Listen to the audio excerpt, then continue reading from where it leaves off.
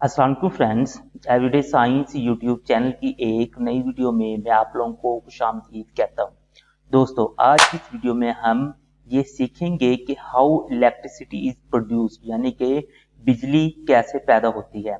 हम अपने घरों में तकरीबन हर चीज को चलाने के लिए, मोबाइल को चलाने के लिए, लैपटॉप को चलाने के लिए, पंखे को चलाने के लिए, टीवी को चलाने के लिए, फ्रिज को, मसलन के तकरीबन सारी चीजें जो ना कि हम अपने घरों में इस्तेमाल कर रहे होते हैं, तो उनको चलाने के लिए हम इलेक्ट्रिसिटी का इस्तेमाल कर रहे होते हैं।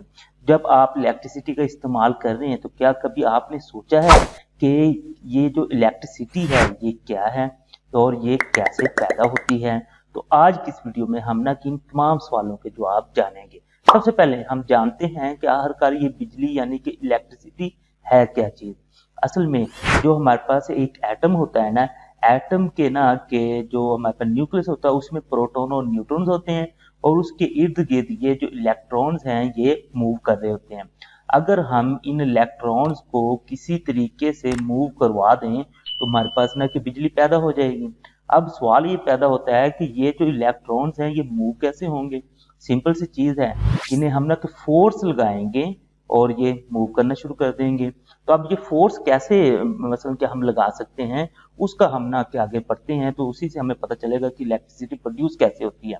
अब नेक्स्ट हम आगे प्रोसेस इसका समझते हैं कि चलें, ये हमने एक एटम में तो हमने ना कि इलेक्ट्रॉन को मूव करवा दिया, लेकिन जो हमारे पास से बिजली होती है ये तो एक लंबी वायर की शक्ल में हमारे पास आती है, तो वो कैसे आती है? तो असल में अब ये है कि जो एक एटम ये एक एलिमेंट होता है उसमें काफी सारे एटम्स होते हैं। अब ये देखें फॉर एग्जांपल ये आपस में इस तरह से जुड़े हुए हैं। अगर हमने इस एटम के इलेक्ट्रॉन्स को मूव करवाया है तो इसने फिर ना इनके इलेक्ट्रॉन को पुश करना है, फिर इधर इस तरह ये ना एक दूसरे को पुश करते जाएंगे और ये एक बड़ी वायर में से ना के इलेक्ट्रिसिटी मूव करना शुरू कर देगी। अब नेक्स्ट ये सवाल पैदा होता है कि अब जो हम इलेक्ट्रिसिटी प्रोड्यूस करते हैं या यूज करते हैं उनके लिए हम ना खास किस्म का मटेरियल यूज करते हैं, यानी कॉपर का कर लेते हैं, सिल्वर का कर लेते हैं, या रेयर केसेस में हम गोल्ड का भी यूज कर लेते हैं। तो हम इन्हीं का क्यों यूज करते हैं? तो इसका आसान सा जवाब ये है कि इनमें जो इलेक्ट्रॉन्स है ना वो फ्री इलेक्ट्रॉन्स इनके आउटर मोस्ट यानी कि बाहर वाले शेल में फ्री इलेक्ट्रॉन्स मौजूद होते हैं। उनको ये फोर्स लगाकर इजीली हम मूव करवा सकते हैं, जिसकी वजह से ना कि हम इन मटेरियल्स को प्रेफरेंस देते हैं दूसरे मटेरियल पर इलेक्ट्रिसिटी की प्रोडक्शन और उनकी ना कि सप्लाई के लिए। अब नेक्स्ट हम आते हैं कि जो इलेक्ट्रिसिटी की जो प्रोडक्शन है इसका ना कि प्रिंसिपल क्या है, इसको समझना लाजमी है, क्योंकि हम जाएंगे उसकी तरफ के जो हमें ना कि फोर्स चाहिए इलेक्ट्रॉन को मूव करवाने के लिए वो कहाँ से आएगी। लेकिन उससे पहले हम उसके प्रिंसिपल को समझ लेते हैं। इलेक्ट्रिसिटी की प्रोडक्शन का सिंपल एक प्रिंसिपल है कि हमारे पास एक मैग्नेट होगा और एक कॉइल ऑफ वायर होगी, मसलन कि ये तार इस तरह से ना कि हमारे पास होगी। अब ये इसे हम ना कॉइल ऑफ वायर कह देंगे और एक मैग्नेट होगा। अगर हमने इलेक्ट्रिसिटी को प्रोड्यूस करना है, जैसे फॉर एग्जांपल जनरेटर है, इसमें हमने इलेक्ट्रिसिटी को प्रोड्यूस करना है, तो उसका सिंपल सा हल ये है, या तो हम ये जो मैग्नेट है इसको हम साकन रखें और ये जो कॉइल है इसके इर्द गिर्द हमने लिपेटे हुए इसे हम मूव करवा दें तो हमारे पास इलेक्ट्रिसिटी प्रोड्यूस हो जाएगी। या इसके अपोजिट भी हो सकता है कि हम ना के इस ये जो हमारे पास कॉइल ऑफ वायर है इसको हम साकन रखें और इस मैग्नेट को हम मूव करवा दें तो हमारे पास इलेक्ट्रिसिटी प्रोड्यूस हो जाएगी। तो अब हमें ये सारी बात है कि इनमें से अगर किसी भी चीज को हमने ना मूव करवाना है तो हमें इसके लिए फोर्स चाहिए होगी।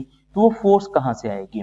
तो अब फोर्स के ना हमारे पास तीन मेन जो जरा हैं कि वो हम ना कि जो फ्यूल्स वगैरह यूज करके ना इलेक्ट्रिसिटी की प्रोडक्शन के लिए फोर्स प्रोड्यूस कर रहे होते हैं, वो तीन मेन है।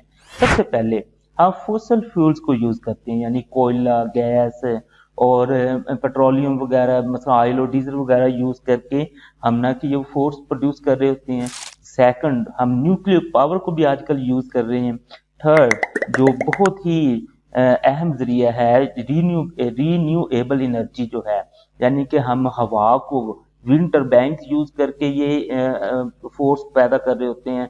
हम सोलर के जरिए पैदा कर रहे होते हैं और हम हाइड्रो पावर के जरिए पैदा कर रहे होते हैं। तो हम इनमें से एक एग्जाम्पल लेते हैं, तकरीबन सबका प्रिंसिपल सेम ही है।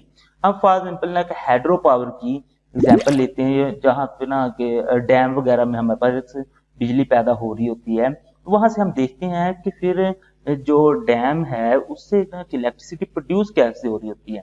सबसे पहले डैम जो बनाए जाते हैं ना, वो हम उनमें ना हम पानी स्टोर कर लेते हैं। अब पानी स्टोर करने के बाद हम ना उस पानी को इस तरह ऊंचाई से नीचे गिराते हैं। तो ये डैम बना हुआ है, इसमें पानी ऊंचाई से नीचे गिर रहा है। अब इस पानी ने जो नीचे गिरना है उसके साथ इस तरह की ना एक टरबाइन अटैच होगी। अब इस पानी ने इस टरबाइन को घुमाना है। अब ये जो टरबाइन है इसके साथ ना कि बड़े बड़े जनरेटर्स ना अटैच होंगे और इन जनरेटर्स में वही कॉइल और मैग्नेट वाला जो है हमारे पास सिस्टम लगा होगा।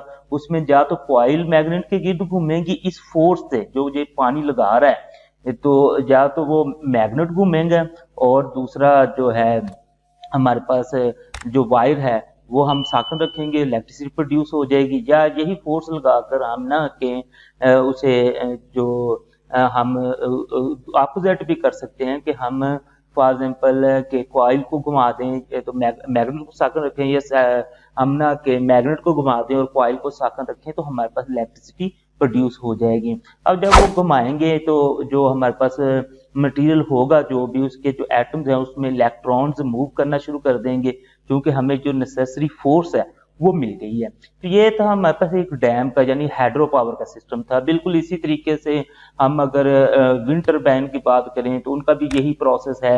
या फिर हम ना के कोयले वगैरह से बिजली जो पैदा कर रहे होते हैं तो उनमें भी तकरीबन यही सब में ना प्रिंसिपल चल रहा होता है। दोस्तों उम्मीद है आपको आज की इस वीडियो से पता चल गया होगा कि हमारे पास जो इलेक्ट्रिसिटी है ये कैसे प्रोड्यूस होती है और फिर ना कि ये कैसे प्रोड्यूस होने के बाद हमारे तक घरों में पहुंचती है। अगर आप लोगों को ये वीडियो अच्छी लगे तो इसे आप लोग लाइक करें, इसे अपने दोस्तों के साथ शेयर करें और हमारा चैनल लाजमी सब्सक्राइब कर लें। Thanks for watching. अल्लाह निगहबान।